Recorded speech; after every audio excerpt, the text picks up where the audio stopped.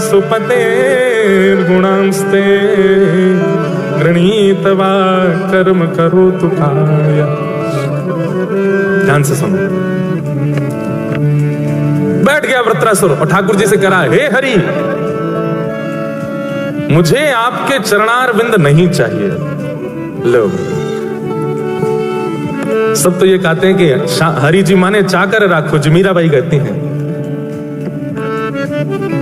चाकर रहसूं बाग लगासूं नित उठ दर्शन पासूं वृंदावन की कुंज गलिन में हरि की लीला गासूं श्याम माने चाकर राखो जी। मीराबाई कहती है मुझे आप अपने यहाँ नौकरी दे दो, मैं आपके चरण दबाऊंगी, वृंदावन की सफाई करूंगी, पुष्प बंगले लगाऊंगी, खूब बढ़िया आनंद कराऊंगी, नाथ मुझे चाकर दे दो, चाकरी दे दो। लेकिन यहां पर वृत्रासुर क्या कह रहा है, ठाकुर जी मुझे आपके चरण नहीं चाहिए। लो, यहीं ठाकुर जी के कान खड़े हो गए। बोले सबने ये गाया कि नाथ आपके चरण दे दो, आपकी शरण दे दो, आपका सानिध्य दे दो। ये पहला वक्त आया। यहीं से पता चलता है कि ऑफरिंग ही खींच रही है ठाकुर जी को, प्रस्तुतिकरण ही अलग है। भगवान मानो आकाश से देख रहे हो, मेरे चरण नहीं चाहिए तो फिर क्या चाहिए? वृत्रासुर कहता पहले वचन दो, जो मांगूंगा सो दोगे। भगवान बोले अब तो देना पड़ेगा भाई, कुछ नया बोल रहा है, मांग क्या चाहिए? हमारे नहीं चाहिए। अच्छा, जरूर लक्ष्मी जी के चरण चाहिए होंगे, हम में धन है ना, साक्षात लक्ष्मी वही चाहिए होंगी तुझे। क्या चाहिए बता? बोले आपके चरणारविंद नहीं चाहिए। ठाकुर जी बोले नहीं चाहिए तो फिर चाहिए क्या? बोले आपके चरणों के जो दास हैं, उन दासों के चरणों के जो दास हैं, और उन दासों के चरणों के जो दास हैं, उनका मुझे दास बना दो, ऐसे मुझ पर कृपा कर दो।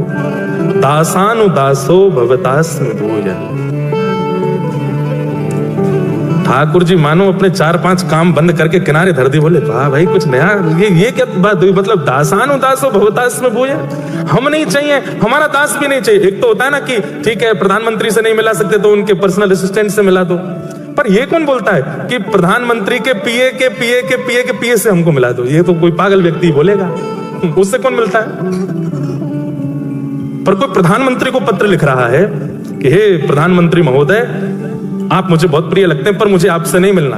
आपकी सेवा में जो आपके पर्सनल असिस्टेंट रहते हैं वो भी मुझे बहुत अच्छे, पर मुझे उनसे भी नहीं मिलना।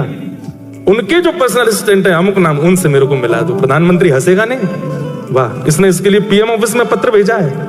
मतलब छोटे अधिकारी से मिलने के लिए बड़ी अधिकारी से प्रार्थना। हंसी तो आएगी ना उसकी सीधेपन पर, उसके भाव में भाव पर, उसके इस सरल स्वभाव पर थोड़ी प्रसन्नता तो होगी ना। ठाकुर जी प्रसन्न हो गए। ठाकुर जी बोले दासानुदासो भवतास्म भूय। अब इसमें 2 बातें छिपी हैं। पहली बात कि इतने बड़े अधिकारी से इतने छोटे अधिकारी से मिलने की प्रार्थना करना, ये उनको खुश कर देगा, थोड़ी हंसी दिला देगा। और दूसरी बात, भक्ति सिद्धांत में ये सर्वोपरि है। ठाकुर जी के चरण मत मांगो, पहले दासों की सेवा करो। देखो, एक सूत्र लिख लीजिए, हरि रीझे तो वैकुंठ दिलावे। अगर हरि आपसे रीझ गए तो क्या देंगे? वैकुंठ दिलावे। और हरिजन रीझे तो हरि सो मिलावे।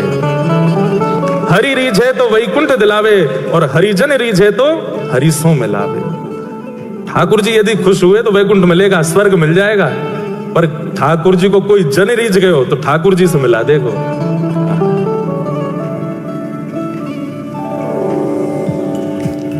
दासानुदासो भवतास्म भूय। मुझे आपका नहीं, आपके चरणों में रहने वाले दासों के दासों का दास मुझे बना दो, ये कृपा मुझ पर कर दो नाथ। ये भक्ति का सिद्धांत है। हरि सेवा बाद की वस्तु है, पहले हरिजनों की सेवा, हरि भक्तों की सेवा वो पहले कर लो।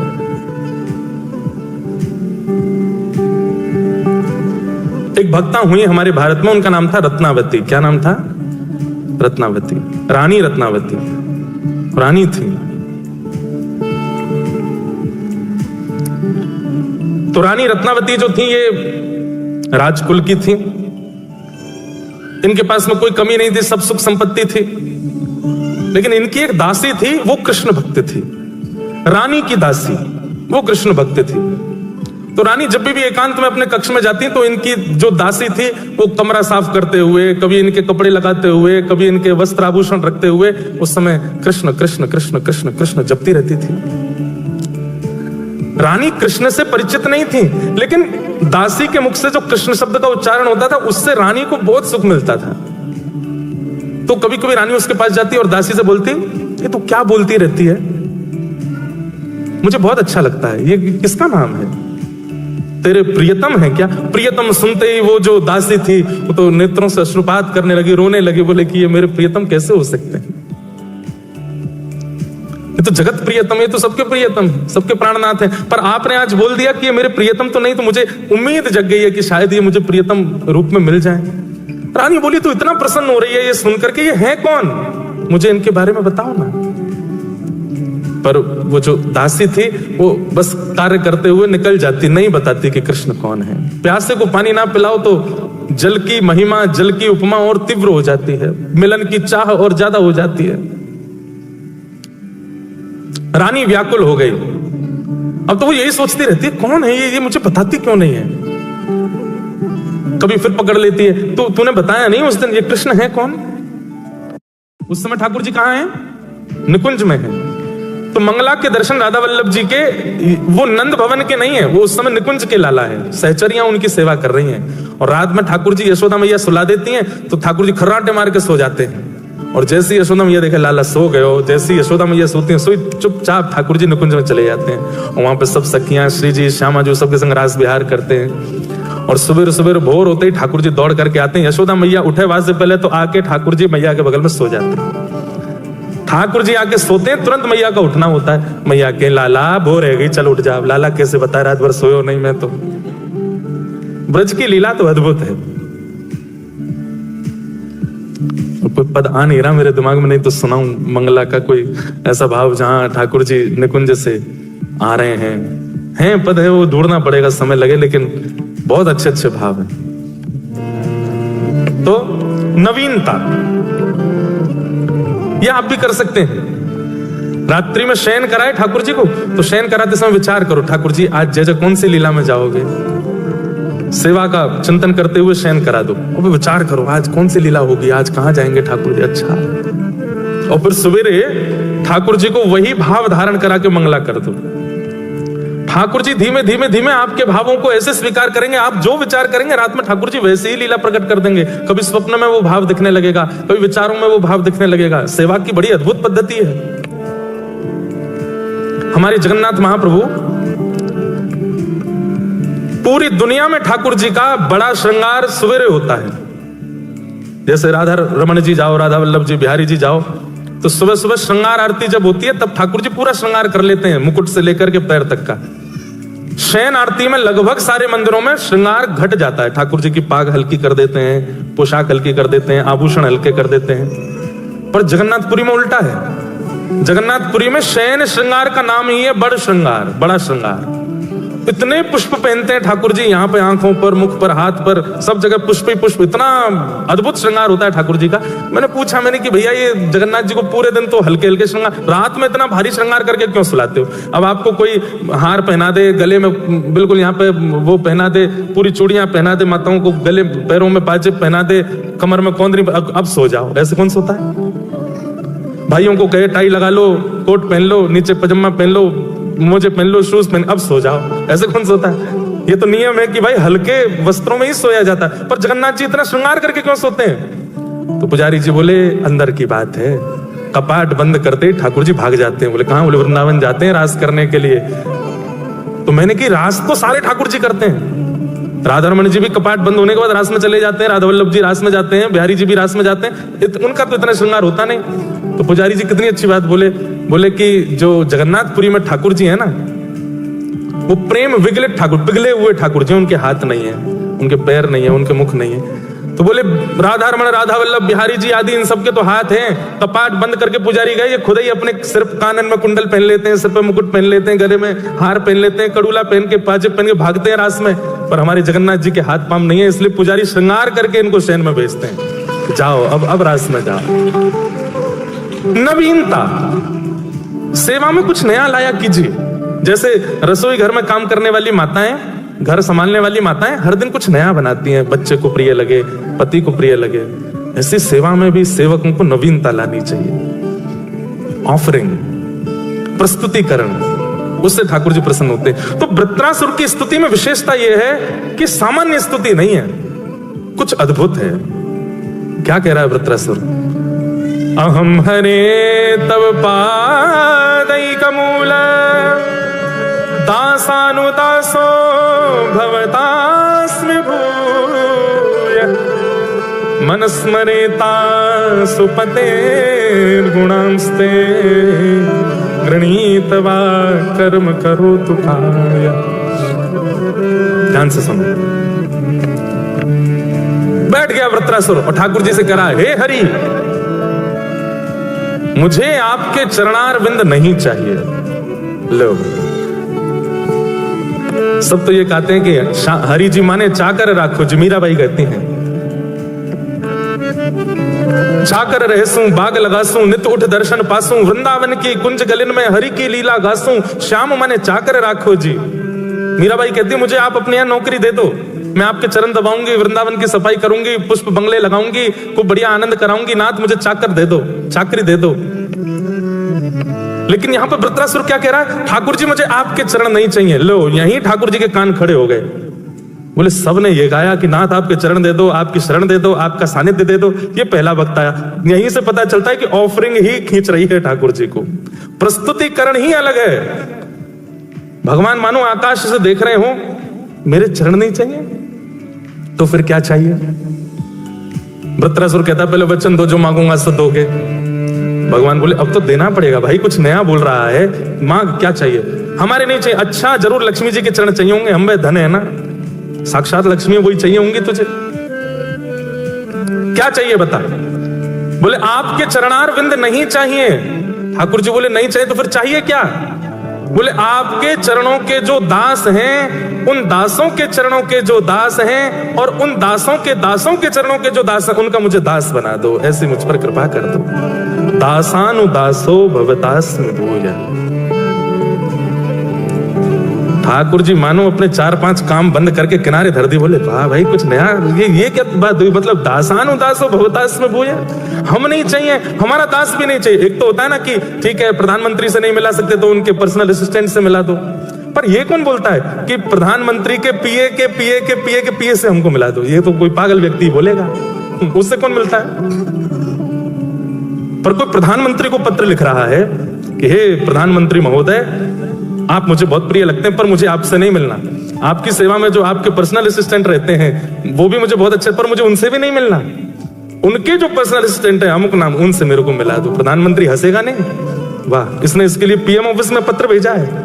मतलब छोटे अधिकारी से मिलने के लिए बड़ी अधिकारी से प्रार्थना। हंसी तो आएगी ना उसकी सीधेपन पर, उसके भाव में भाव पर, उसके इस सरल स्वभाव पर थोड़ी प्रसन्नता तो होगी ना। ठाकुर जी प्रसन्न हो गए। ठाकुर जी बोले दासानुदासो भवतास्मि भूय। अब इसमें 2 बातें छिपी हैं। पहली बात कि इतने बड़े अधिकारी से इतने छोटे अधिकारी से मिलने की प्रार्थना करना, ये उनको खुश कर देगा, थोड़ी हंसी दिला देगा। और दूसरी बात, भक्ति सिद्धांत में ये सर्वोपरि है। ठाकुर जी के चरण मत मांगो, पहले दासों की सेवा करो। देखो, एक सूत्र लिख लीजिए, हरि रीझे तो वैकुंठ दिलावे। अगर हरि आपसे रीझ गए तो क्या देंगे? वैकुंठ दिलावे। और हरिजन रीझे तो हरि सो मिलावे। हरि रीझे तो वैकुंठ दिलावे और हरिजन रीझे तो हरि सो मिलावे। ठाकुर जी यदि खुश हुए तो वैकुंठ मिलेगा, स्वर्ग मिल जाएगा। पर ठाकुर जी को कोई जन रीझ गए हो तो ठाकुर जी से मिला देगो।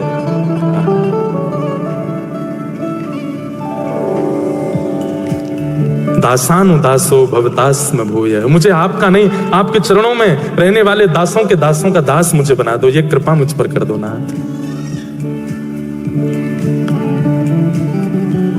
ये भक्ति का सिद्धांत है। हरि सेवा बाद की वस्तु है, पहले हरिजनों की सेवा, हरि भक्तों की सेवा वो पहले कर लो।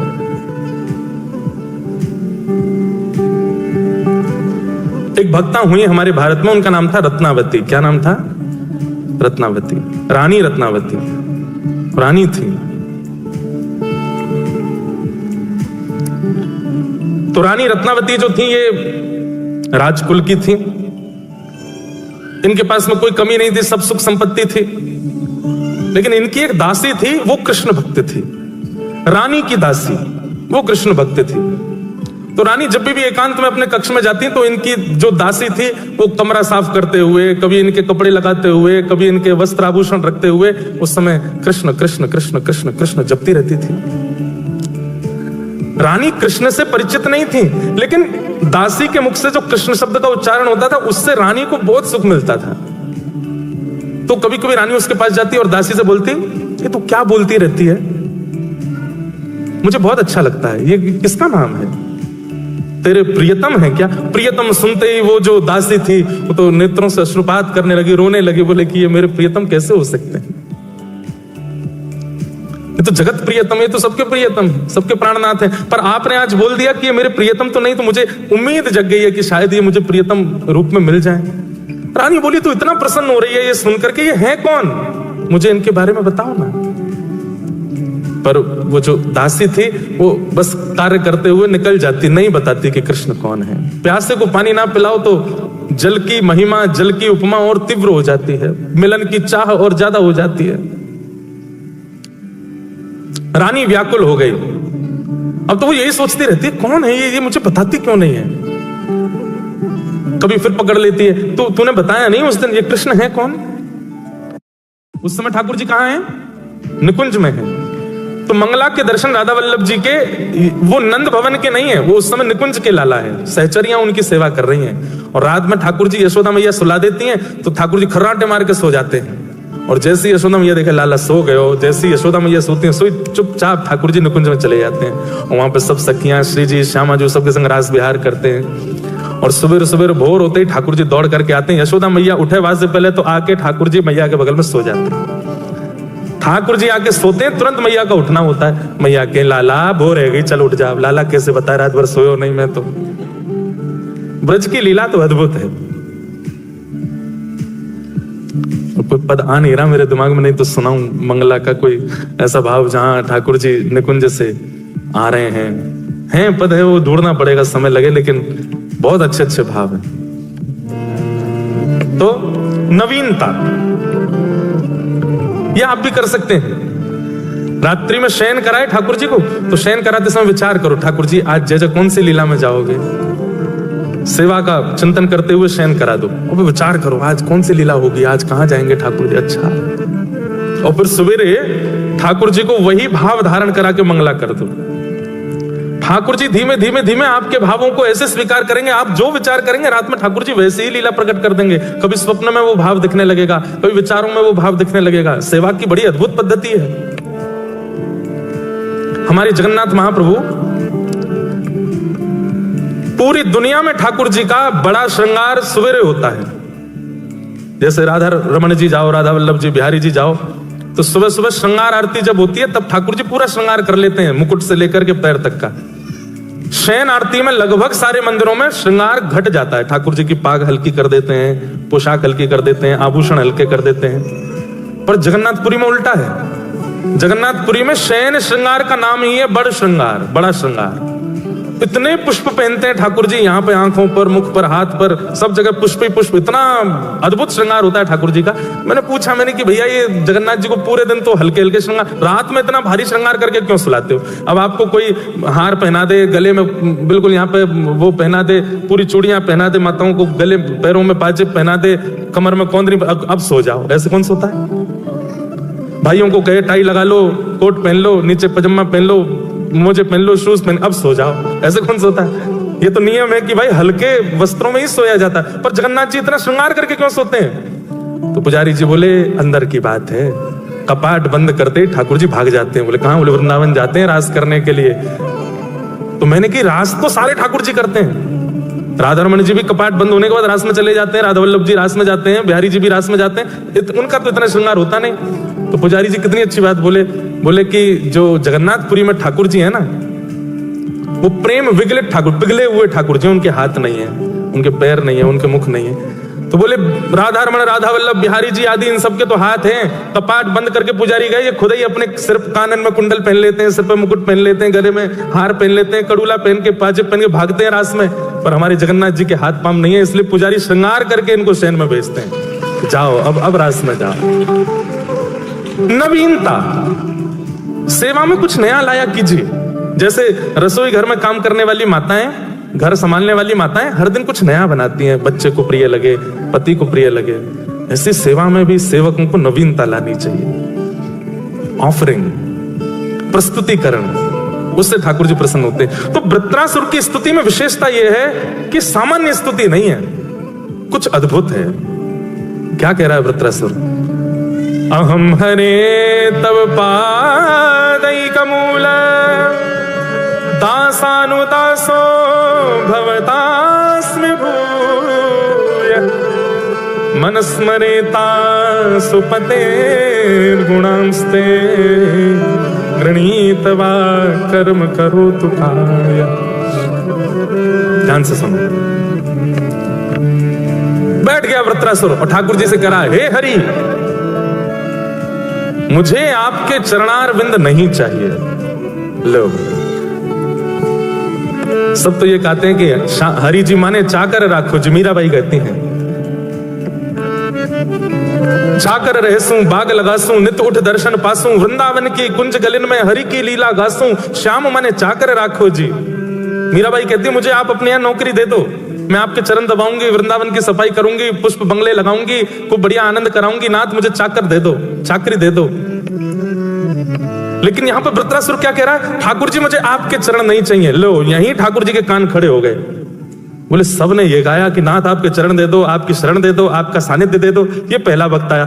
यहीं से पता चलता है कि ऑफरिंग ही खींच रही है ठाकुर जी को, प्रस्तुतिकरण ही अलग है। भगवान मानो आकाश से देख रहे हो, मेरे चरण नहीं चाहिए तो फिर क्या चाहिए? वृत्रासुर कहता, पहले वचन दो, जो मांगूंगा सो दोगे। भगवान बोले, अब तो देना पड़ेगा भाई, कुछ नया बोल रहा है, मांग, क्या चाहिए? हमारे नहीं चाहिए। अच्छा, जरूर लक्ष्मी जी के चरण चाहिए होंगे, हम धन है ना, साक्षात लक्ष्मी वही चाहिए होंगी तुझे। क्या चाहिए बता? बोले, आपके चरणारविंद नहीं चाहिए। ठाकुर जी बोले, नहीं चाहिए तो फिर चाहिए क्या? बोले, आपके चरणों के जो दास हैं, उन दासों के चरणों के जो दास हैं, और उन दासों के चरणों के जो दास हैं, उनका मुझे दास बना दो, ऐसे मुझ पर कृपा कर दो। दासानुदासो भवतास्मि भूय। ठाकुर जी मानो अपने 4-5 काम बंद करके किनारे धर दी। बोले, वाह भाई, कुछ नया, ये क्या बात हुई? मतलब दासानुदासो भवतास्मि भूय, हम नहीं चाहिए, हमारा दास भी नहीं चाहिए। एक तो होता है ना कि ठीक है, प्रधानमंत्री से नहीं मिला सकते तो उनके पर्सनल असिस्टेंट से मिला दो, पर ये कौन बोलता है कि प्रधानमंत्री के पीए के पीए के पीए के पीए से हमको मिला दो? ये तो कोई पागल व्यक्ति बोलेगा, उससे कौन मिलता है? पर कोई प्रधानमंत्री को पत्र लिख रहा है कि हे प्रधानमंत्री महोदय, आप मुझे बहुत प्रिय लगते हैं, पर मुझे आपसे नहीं मिलना। आपकी सेवा में जो आपके पर्सनल असिस्टेंट रहते हैं वो भी मुझे बहुत अच्छे, पर मुझे उनसे भी नहीं मिलना। उनके जो पर्सनल असिस्टेंट है अमुक नाम, उनसे मेरे को मिला दो। प्रधानमंत्री हंसेगा नहीं? वाह, इसने इसके लिए पीएम ऑफिस में पत्र भेजा है। मतलब छोटे अधिकारी से मिलने के लिए बड़ी अधिकारी से प्रार्थना। हंसी तो आएगी ना उसकी सीधेपन पर, उसके भाव में भाव पर, उसके इस सरल स्वभाव पर थोड़ी प्रसन्नता तो होगी ना। ठाकुर जी प्रसन्न हो गए। ठाकुर जी बोले, दासानुदासो भवतास्मि भूय। अब इसमें 2 बातें छिपी हैं। पहली बात कि इतने बड़े अधिकारी से इतने छोटे अधिकारी से मिलने की प्रार्थना करना, ये उनको खुश कर देगा, थोड़ी हंसी दिला देगा। और दूसरी बात, भक्ति सिद्धांत में ये सर्वोपरि है। ठाकुर जी के चरण मत मांगो, पहले दासों की सेवा करो। देखो, एक सूत्र लिख लीजिए, हरि रीझे तो वैकुंठ दिलावे। अगर हरि आपसे रीझ गए तो क्या देंगे? वैकुंठ दिलावे। और हरिजन रीझे तो हरिसों में लावे। हरि रीझे तो वैकुंठ दिलावे, और हरिजन रीझे तो हरिसों में लावे। ठाकुर जी यदि खुश हुए तो वैकुंठ मिलेगा, स्वर्ग मिल जाएगा। पर ठाकुर जी को कोई जन रीझ गए हो तो ठाकुर जी से मिला देखो।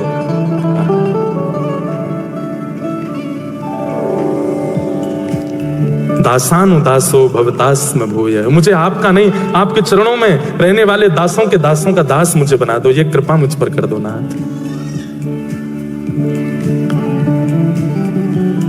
ये भक्ति का सिद्धांत है। हरि सेवा बाद की वस्तु है, पहले हरिजनों की सेवा, हरि भक्तों की सेवा वो पहले कर लो।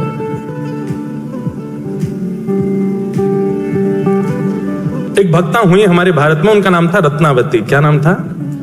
रत्नावती, रानी रत्नावती, रानी थी। तो रानी रत्नावती जो थी ये राजकुल की थी, इनके पास में कोई कमी नहीं थी, सब सुख संपत्ति थी। लेकिन इनकी एक दासी थी, वो कृष्ण भक्त थी। रानी की दासी वो कृष्ण भक्त थी। तो रानी जब भी एकांत में अपने कक्ष में जाती तो इनकी जो दासी थी वो कमरा साफ करते हुए, कभी इनके कपड़े लगाते हुए, कभी इनके वस्त्र आभूषण रखते हुए उस समय कृष्ण कृष्ण कृष्ण कृष्ण कृष्ण जपती रहती थी।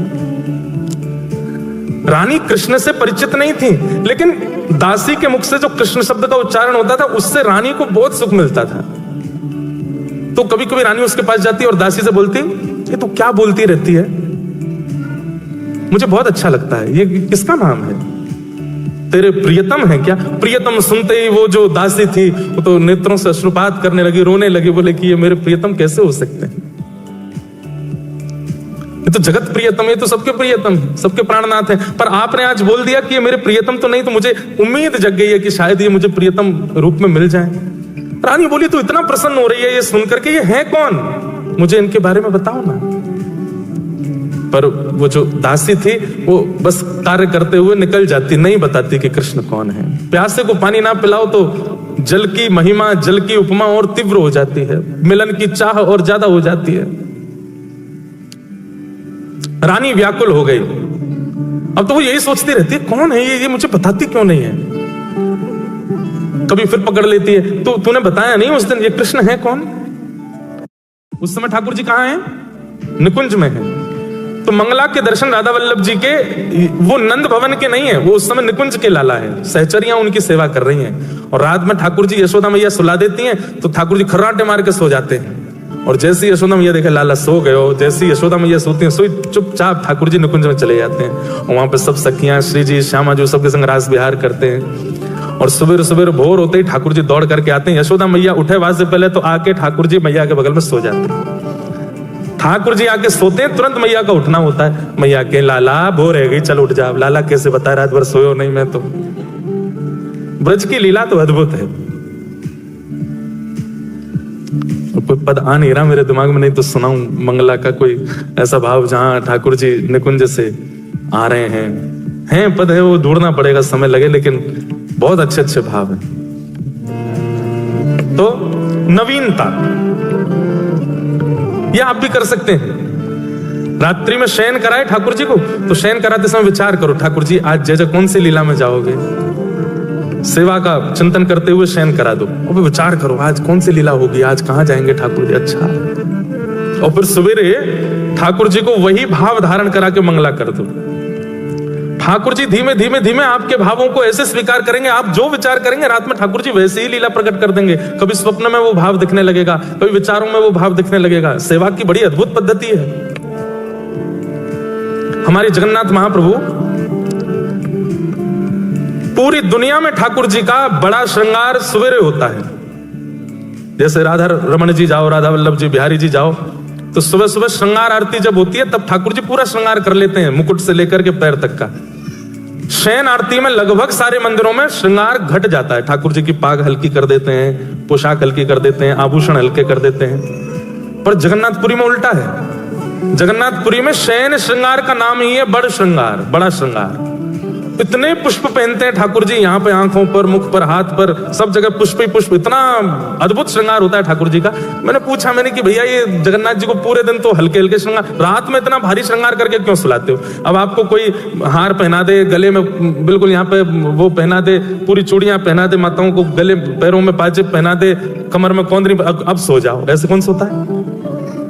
भाइयों को कहे टाई लगा लो, कोट पहन लो, नीचे पजामा पहन लो, मोजे पहन लो, शूज पहन, अब सो जाओ, ऐसे कौन सोता है?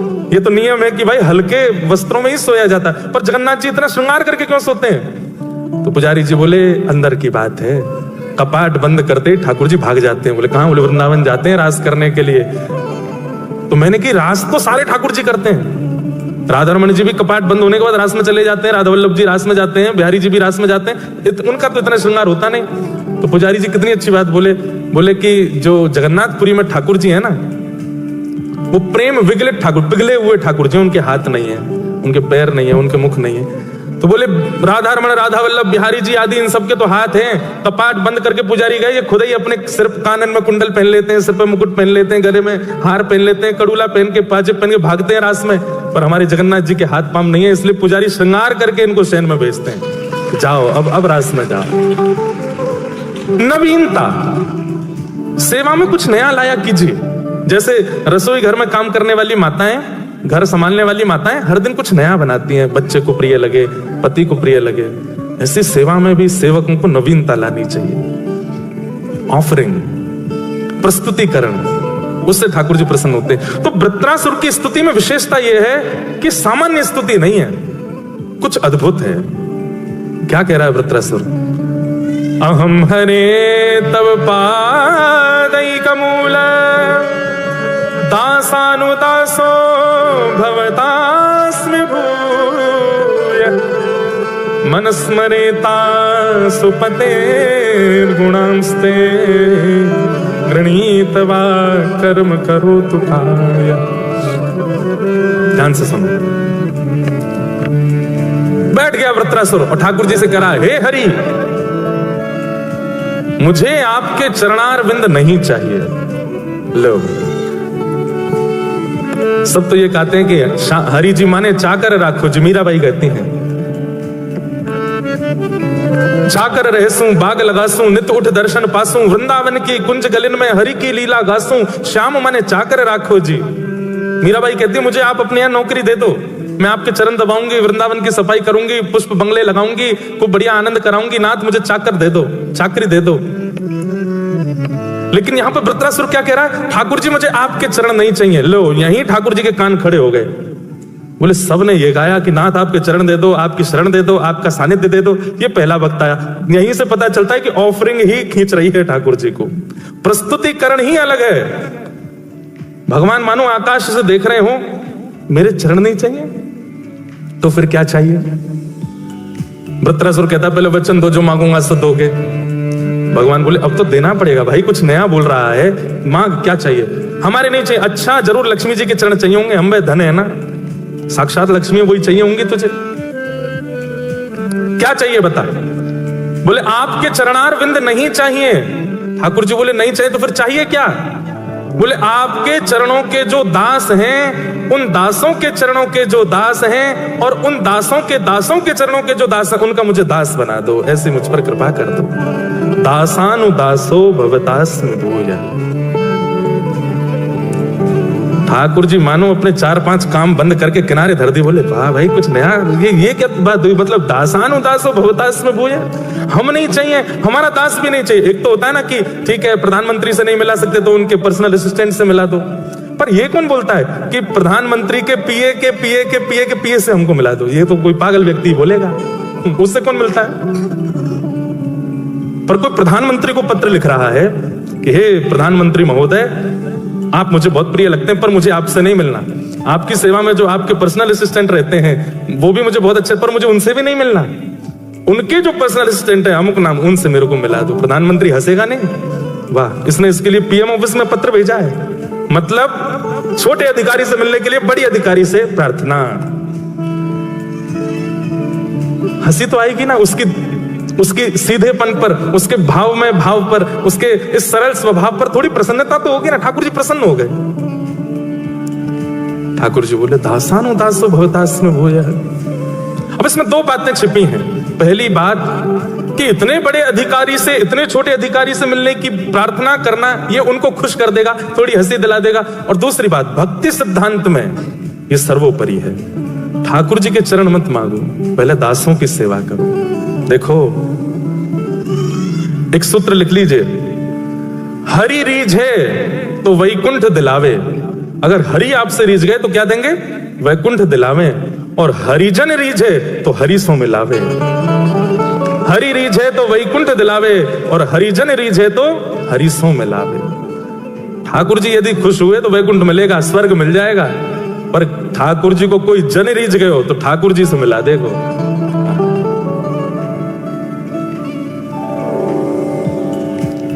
दासानुदासो भवतास्म भूय। मुझे आपका नहीं, आपके चरणों में रहने वाले दासों के दासों का दास मुझे बना दो, ये कृपा मुझ पर कर दो नाथ।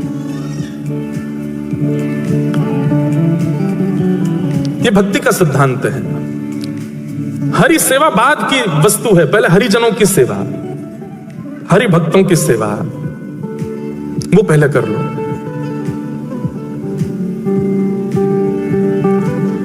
एक भक्ता हुई हमारे भारत में, उनका नाम था रत्नावती। क्या नाम था? रत्नावती, रानी रत्नावती, रानी थी। तो रानी रत्नावती जो थी ये राजकुल की थी, इनके पास में कोई कमी नहीं थी, सब सुख संपत्ति थी। लेकिन इनकी एक दासी थी, वो कृष्ण भक्त थी। रानी की दासी वो कृष्ण भक्त थी। तो रानी जब भी एकांत में अपने कक्ष में जाती तो इनकी जो दासी थी वो कमरा साफ करते हुए, कभी इनके कपड़े लगाते हुए, कभी इनके वस्त्र आभूषण रखते हुए उस समय कृष्ण कृष्ण कृष्ण कृष्ण कृष्ण जपती रहती थी। रानी कृष्ण से परिचित नहीं थी, लेकिन दासी के मुख से जो कृष्ण शब्द का उच्चारण होता था उससे रानी को बहुत सुख मिलता था। तो कभी कभी रानी उसके पास जाती और दासी से बोलती, ये तो क्या बोलती रहती है, मुझे बहुत अच्छा लगता है, ये किसका नाम है, तेरे प्रियतम है क्या? प्रियतम सुनते ही वो जो दासी थी वो तो नेत्रों से अश्रुपात करने लगी, रोने लगी, बोले कि ये मेरे प्रियतम कैसे हो सकते हैं, ये तो जगत प्रियतम, ये तो सबके प्रियतम, सबके प्राणनाथ है, पर आपने आज बोल दिया कि ये मेरे प्रियतम तो नहीं, तो मुझे उम्मीद जग गई है कि शायद ये मुझे प्रियतम रूप में मिल जाए। रानी बोली, तू इतना प्रसन्न हो रही है ये सुनकर के, ये है कौन, मुझे इनके बारे में बताओ ना। पर वो जो दासी थी वो बस कार्य करते हुए निकल जाती, नहीं बताती कि कृष्ण कौन है। प्यासे को पानी ना पिलाओ तो जल की महिमा, जल की उपमा और तीव्र हो जाती है, मिलन की चाह और ज्यादा हो जाती है। रानी व्याकुल हो गई। अब तो वो यही सोचती रहती है, कौन है ये मुझे बताती क्यों नहीं है। कभी फिर पकड़ लेती है, तो तूने बताया नहीं उस दिन ये कृष्ण है कौन। उस समय ठाकुर जी कहां हैं? निकुंज में है।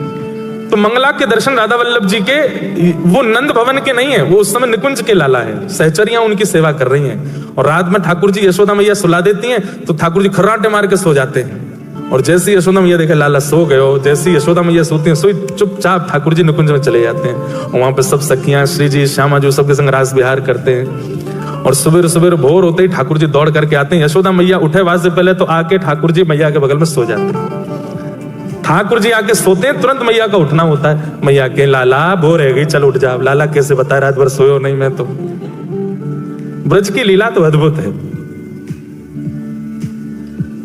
कोई पद आ नहीं रहा मेरे दिमाग में, नहीं तो सुनाऊं मंगला का कोई ऐसा भाव जहां ठाकुर जी निकुंज से आ रहे हैं पद है, वो ढूंढना पड़ेगा, समय लगे, लेकिन बहुत अच्छे अच्छे भाव है। तो नवीनता यह आप भी कर सकते हैं। रात्रि में शयन कराए ठाकुर जी को, तो शयन कराते समय विचार करो, ठाकुर जी आज जय जय कौन सी लीला में जाओगे, सेवा का चिंतन करते हुए शयन करा दो और विचार करो आज कौन सी लीला होगी, आज कहां जाएंगे ठाकुर जी। अच्छा, और फिर सवेरे ठाकुर जी को वही भाव धारण करा के मंगला कर दो। ठाकुर जी धीमे धीमे धीमे आपके भावों को ऐसे स्वीकार करेंगे, आप जो विचार करेंगे रात में ठाकुर जी वैसे ही लीला प्रकट कर देंगे। कभी स्वप्न में वो भाव दिखने लगेगा, कभी विचारों में वो भाव दिखने लगेगा। सेवा की बड़ी अद्भुत पद्धति है। हमारे जगन्नाथ महाप्रभु, पूरी दुनिया में ठाकुर जी का बड़ा श्रृंगार सवेरे होता है। जैसे राधा रमन जी जाओ, राधा वल्लभ जी, बिहारी जी जाओ, तो सुबह सुबह श्रृंगार आरती जब होती है तब ठाकुर जी पूरा श्रृंगार कर लेते हैं, मुकुट से लेकर के पैर तक का। शयन आरती में लगभग सारे मंदिरों में श्रृंगार घट जाता है। ठाकुर जी की पाग हल्की कर देते हैं, पोशाक हल्की कर देते हैं, आभूषण हल्के कर देते हैं। पर जगन्नाथपुरी में उल्टा है। जगन्नाथपुरी में शयन श्रृंगार का नाम ही है बड़ श्रृंगार, बड़ा श्रृंगार। इतने पुष्प पहनते हैं ठाकुर जी, यहाँ पे आंखों पर, मुख पर, हाथ पर, सब जगह पुष्प ही पुष्प। इतना अद्भुत श्रृंगार होता है ठाकुर जी का। मैंने पूछा कि भैया ये जगन्नाथ जी को पूरे दिन तो हल्के हल्के श्रृंगार, रात में इतना भारी श्रृंगार करके क्यों सुलाते हो? अब आपको कोई हार पहना दे, गले में बिल्कुल यहाँ पे वो पहना दे, पूरी चूड़ियां पहना दे, माताओं को गले पैरों में पाजेब पहना दे, कमर में कौंदरी, अब सो जाओ, ऐसे कौन सोता है? भाइयों को कहे टाई लगा लो, कोट पहन लो, नीचे पजामा पहन लो, मोजे पहन लो, शूज पहन, अब सो जाओ, ऐसे कौन सोता है? ये तो नियम है कि भाई हल्के वस्त्रों में ही सोया जाता है, पर जगन्नाथ जी इतना श्रृंगार करके क्यों सोते हैं? तो पुजारी जी बोले अंदर की बात है। कपाट बंद करते ठाकुर जी भाग जाते हैं। बोले कहां? बोले वृंदावन जाते हैं रास करने के लिए। तो मैंने कि रास तो सारे ठाकुर जी करते हैं। राधा रमन जी भी कपाट बंद होने के बाद रास में चले जाते हैं, राधा वल्लभ जी रास में जाते हैं, बिहारी जी भी रास में जाते हैं, उनका तो इतना श्रृंगार होता नहीं। तो पुजारी जी कितनी अच्छी बात बोले कि जो जगन्नाथपुरी में ठाकुर जी है ना, वो प्रेम विगलित ठाकुर, पिघले हुए ठाकुर जी, उनके हाथ नहीं है, उनके पैर नहीं है, उनके मुख नहीं है। तो बोले राधा रमन, राधा वल्लभ, बिहारी जी आदि इन सबके तो हाथ हैं। कपाट बंद करके पुजारी गए, ये खुद ही अपने सिर कानन में कुंडल पहन लेते हैं, सिर पे मुकुट पहन लेते हैं, गले में हार पहन लेते हैं, कड़ूला पहन के, पाजेब पहन के भागते हैं रास में। पर हमारे जगन्नाथ जी के हाथ पाम नहीं है, इसलिए पुजारी श्रृंगार करके इनको शयन में भेजते हैं। जाओ अब रास में जाओ। नवीनता, सेवा में कुछ नया लाया कीजिए। जैसे रसोई घर में काम करने वाली माताएं, घर संभालने वाली माताएं हर दिन कुछ नया बनाती हैं, बच्चे को प्रिय लगे, पति को प्रिय लगे। ऐसी सेवा में भी सेवकों को नवीनता लानी चाहिए। ऑफरिंग, प्रस्तुतिकरण, उससे ठाकुर जी प्रसन्न होते हैं। तो वृत्रासुर की स्तुति में विशेषता यह है कि सामान्य स्तुति नहीं है, कुछ अद्भुत है। क्या कह रहा है वृत्रासुर? अहम हरे तव पादैकमूल दासानुदासो भवतास्मि भूय मनस्मरेता सुपते गुणांस्ते गृणीतवा कर्म करोतु काय। ध्यान से सुनो। बैठ गया वृत्रासुर और ठाकुर जी से करा, हे हरि, मुझे आपके चरणार विंद नहीं चाहिए। लो, सब तो ये कहते हैं कि हरि जी माने चाकर राखो जी, मीराबाई कहती हैं। चाकर रहसूं, बाग लगासूं, नित उठ दर्शन पासूं, वृंदावन की कुंज गलिन में हरि की लीला गासूं, श्याम माने चाकर राखो जी। मीराबाई कहती है मुझे आप अपने यहाँ नौकरी दे दो, मैं आपके चरण दबाऊंगी, वृंदावन की सफाई करूंगी, पुष्प बंगले लगाऊंगी, खूब बढ़िया आनंद कराऊंगी, नाथ मुझे चाकर दे दो, चाकरी दे दो। लेकिन यहां पर वृत्रासुर क्या कह रहा है? ठाकुर जी मुझे आपके चरण नहीं चाहिए। लो, यहीं ठाकुर जी के कान खड़े हो गए। बोले सबने ये गाया कि नाथ आपके चरण दे दो, आपकी शरण दे दो, आपका सानिध्य दे दो। ये पहला वक्त आया। यहीं से पता चलता है कि ऑफरिंग ही खींच रही है ठाकुर जी को, प्रस्तुतिकरण ही अलग है। भगवान मानो आकाश से देख रहे हो, मेरे चरण नहीं चाहिए तो फिर क्या चाहिए? वृत्रासुर कहता पहले वचन दो, जो मांगूंगा सो दोगे। भगवान बोले अब तो देना पड़ेगा भाई, कुछ नया बोल रहा है, मांग, क्या चाहिए? हमारे नहीं चाहिए। अच्छा, जरूर लक्ष्मी जी के चरण चाहिए होंगे, हम वे धन है ना, साक्षात लक्ष्मी वही चाहिए होंगी तुझे। क्या चाहिए बता? बोले आपके चरणार विंद नहीं चाहिए। ठाकुर जी बोले नहीं चाहिए तो फिर चाहिए क्या? बोले आपके चरणों के जो दास हैं, उन दासों के चरणों के जो दास हैं, और उन दासों के चरणों के जो दास हैं, उनका मुझे दास बना दो, ऐसी मुझ पर कृपा कर दो। दासानुदासो भवतास्मि भूय। ठाकुर जी मानो अपने 4-5 काम बंद करके किनारे धर दी। बोले वाह भाई, कुछ नया, ये क्या बात हुई? मतलब दासानुदासो भवतास्मि भूय, हम नहीं चाहिए, हमारा दास भी नहीं चाहिए। एक तो होता है ना कि ठीक है प्रधानमंत्री से नहीं मिला सकते तो उनके पर्सनल असिस्टेंट से मिला दो, पर ये कौन बोलता है कि प्रधानमंत्री के पीए से हमको मिला दो? ये तो कोई पागल व्यक्ति बोलेगा, उससे कौन मिलता है? पर कोई प्रधानमंत्री को पत्र लिख रहा है कि हे प्रधानमंत्री महोदय, आप मुझे बहुत प्रिय लगते हैं पर मुझे आपसे नहीं मिलना। आपकी सेवा में जो आपके पर्सनल असिस्टेंट रहते हैं वो भी मुझे बहुत अच्छे, पर मुझे उनसे भी नहीं मिलना। उनके जो पर्सनल असिस्टेंट है अमुक नाम, उनसे मेरे को मिला दो। प्रधानमंत्री हंसेगा नहीं? वाह, इसने इसके लिए पीएम ऑफिस में पत्र भेजा है। मतलब छोटे अधिकारी से मिलने के लिए बड़ी अधिकारी से प्रार्थना। हंसी तो आएगी ना उसकी सीधेपन पर, उसके भाव में भाव पर, उसके इस सरल स्वभाव पर थोड़ी प्रसन्नता तो होगी ना। ठाकुर जी प्रसन्न हो गए। ठाकुर जी बोले दासानुदासो भवतास्मि भूय। अब इसमें 2 बातें छिपी हैं। पहली बात कि इतने बड़े अधिकारी से, इतने छोटे अधिकारी से मिलने की प्रार्थना करना, ये उनको खुश कर देगा, थोड़ी हंसी दिला देगा। और दूसरी बात, भक्ति सिद्धांत में ये सर्वोपरि है। ठाकुर जी के चरण मत मांगो, पहले दासों की सेवा करो। देखो, एक सूत्र लिख लीजिए, हरि रीझे तो वैकुंठ दिलावे। अगर हरि आपसे रीझ गए तो क्या देंगे? वैकुंठ दिलावे, और हरिजन रीझे तो हरि सो मिलावे। हरि रीझे तो वैकुंठ दिलावे, और हरिजन रीझे तो हरि सो मिलावे। ठाकुर जी यदि खुश हुए तो वैकुंठ मिलेगा, स्वर्ग मिल जाएगा, पर ठाकुर जी को कोई जन रीझ गए हो तो ठाकुर जी से मिला देगो।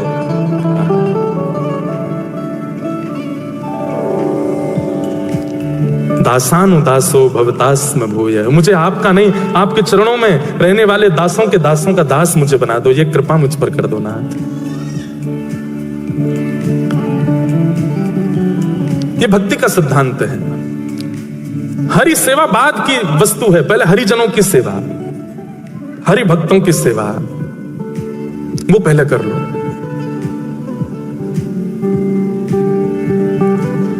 एक भक्ता हुई हमारे भारत में, उनका नाम था रत्नावती। क्या नाम था? रत्नावती, रानी रत्नावती, रानी थी।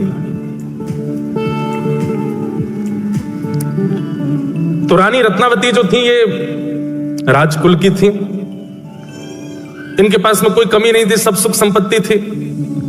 लेकिन इनकी एक दासी थी, वो कृष्ण भक्त थी। रानी की दासी वो कृष्ण भक्त थी।